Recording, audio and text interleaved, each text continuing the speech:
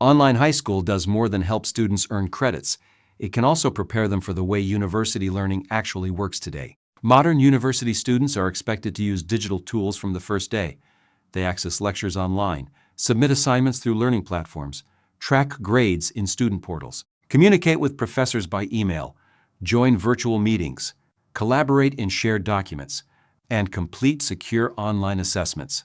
For students who have only experienced a traditional classroom, that transition can feel stressful. But students who complete online high school courses build those habits earlier.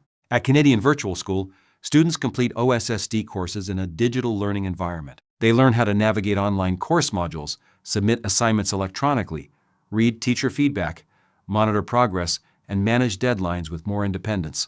These skills matter because university learning requires self-regulation. Students need to plan their time, track their own progress, ask for help, and solve small technical problems without waiting for constant reminders. Online high school also helps students build professional digital communication. They learn how to write academic emails, participate in online discussions, and communicate clearly with teachers and peers. For international students, this can also help them adjust to North American academic expectations and digital learning systems before entering university.